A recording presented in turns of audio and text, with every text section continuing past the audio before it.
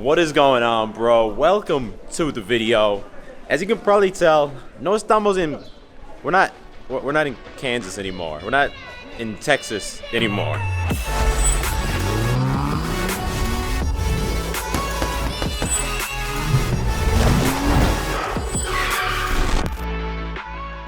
Dos cafés con leche. Vale. Y tiene como pan de chocolate. Coffee con leche. You know where we are. Look at that, 2 perfect cafés con leche. We are back in Sevilla, Spain, back in the fatherland. It feels good to be back. A little jet lag though. Very jet lagged. And a fat chocolate croissant. I have to eat these every time I come here. This one looks absolutely delicious. Anyway, today I want to talk to y'all about something that's been going on behind the scenes with me and Julia. It's been causing some problems, some tension, I guess you'd call it. And I don't want to make this video just to create pointless drama, but I know that in the future, a lot of y'all are going to be at a point where you're going to consider marrying someone. Maybe you're already at that point. Maybe you're thinking, nah, bro, that's never going to be me. The point is that it's a huge commitment to make. And there was a mistake I made here early on in the relationship that led to being in this shitty situation. And if you're aware of this, you can avoid being in this situation. And on top of that, I think on social media, there's a big problem that a lot of people try and portray the relationship as like, look at us, we're in this picture perfect relationship, nothing's wrong. And I think that's kind of like fake BS, and I don't want to be part of that problem.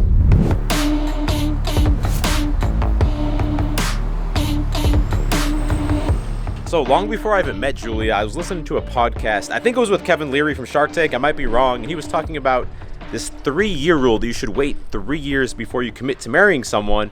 And when I dug deeper on that, they've actually done studies that show, people that get married after 1 year or less of knowing each other, those are the people that have that like sky high over 50% divorce rate. If you know the person for 2 years, it goes down. If you know the person for 3 years, now the rate of divorce significantly drops. And I fully realize in 2022 that a lot of y'all may never see yourself getting married because it just seems that people don't take relationships as seriously as they once did. They're not as sacred, you might say, and you don't want to risk, your financial well-being and your emotional well-being on some random girl. Now, the reason that I chose to take this step with Julia, there's actually 3 main things.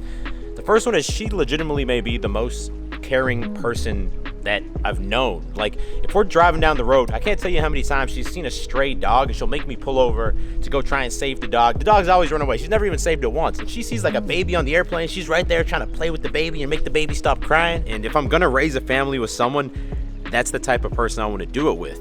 Second, she was with me before I had any real success. Like, she was with me before 2017 when I started uploading 2 videos per week every single week. And that means a lot because she supported me at my lowest of times and at my highest of times. And as I've grown a lot of my path, I've seen a lot of my friends who have a lot of success who are single, and it's just very hard to trust girls when you have that level of success. Like, what is their true motivation? And third, my life has genuinely been more fulfilling having her at my side and experiencing all these different crazy adventures and business ventures and all the crazy shit that's happened over the last 5 years since I've known her. Also, you gotta realize I spent years going through the player stage, hooking up, dating a bunch of different girls, and I loved it, but that urge doesn't like control me anymore. I don't have to live, feeling like maybe I missed out. But like I said, it has not been all butterflies and roses, breakfast tacos and gainer shakes, sour strips and frozen margaritas.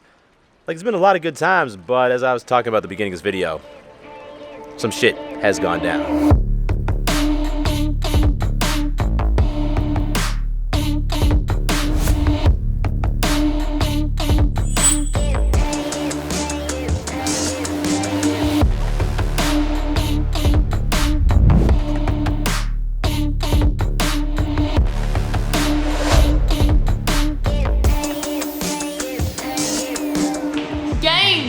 Bruh. Or you could say, ganas, tío. Or maybe, más músculos, tío. Tío? By the way, here they're like, oh, you don't have to put it over your mouth. But they really want you to wear like the chin strap or the earring. The world doesn't make sense, bro. By the way, there's been a lot of comments asking about this, so I wanted to give y'all a quick update on my new Smile, y'all might remember about 6 months ago, I got rid of the gap tooth. And I know a lot of y'all missed the gap, and I hear you. And it's not like it was a huge insecurity, but I just didn't used to smile in photos ever. I wasn't that confident smiling. And for years I'd considered doing braces or Invisalign, but I didn't want to invest all that time and then have my mouth look funny during that time.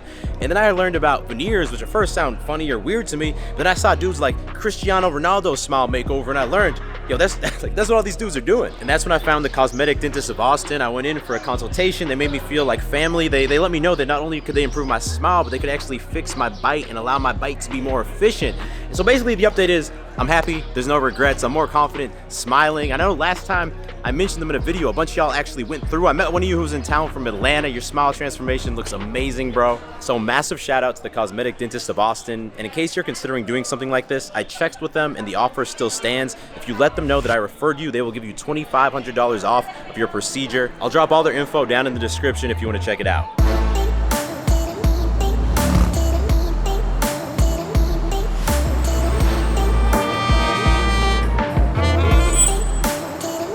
Now that 3-year rule is important, but it's not all encompassing. I think a big consideration is during that time, do you lose physical attraction to your partner? For most people, I think after 1 year, that starts to happen. Somehow with Julia, I've become more and more physically attracted to her over time. And aside from that, something that I made a big effort to do, and to be fair, Julia did the same thing, is to try and, have conversations about do our long-term visions for what we want, are they compatible? So we talked about, do we want kids? How many kids do we want? That's an important one. No problems there. We talked about where we were gonna live long term. And at first, Julia really wanted to be in the Northeast, like New Hampshire. But then I went to Texas and fell in love. And that was a big W. If you're being honest, do your lifestyles really match up with each other? Yeah, we both love going to the gym, we love traveling, and we're not big drinkers. Yeah, it's gonna be tough if your girl really likes going out all the time. It's gonna be tough to make that work long term. Now, one area there was a little conflict was, do our kids need to go to college? I'm of the belief that it's not necessary unless they're trying to be a doctor, lawyer, or engineer, but if they're motivated to do some entrepreneurial things, it's not needed. And it's hard for me because, I got my master's. I truly believe in education, and I think you learn a lot about yourself when you go to college, but I understood his point about being an entrepreneur. They don't need to go to college. And then there was religion. That opened a can of worms. So I grew up in a household where there was no religion. We didn't go to church. We have very strong morals, but I just didn't believe in a lot of stuff that came with religion. Now, my father is from Spain, very religious background. My mother is from the South, very religious background. And growing up, I would go to church. I don't actively practice now, but I would see, how humble and hardworking and how much my dad just really cared for other people to be better people. And I've always strived to emulate that, and I've tied a lot of that to his belief. And when I'd go to church, it would serve as a time for me to reflect, and it was kind of a spiritual time. And because of all that, I do believe, and it's been something that's always been important to me. And obviously that plays a big role in how you raise your kids, also where you're gonna get married, and also some other things I don't think we'd really been honest about. Yeah, and we're getting married soon, so it kind of brought it all to a head. It can't be ignored anymore.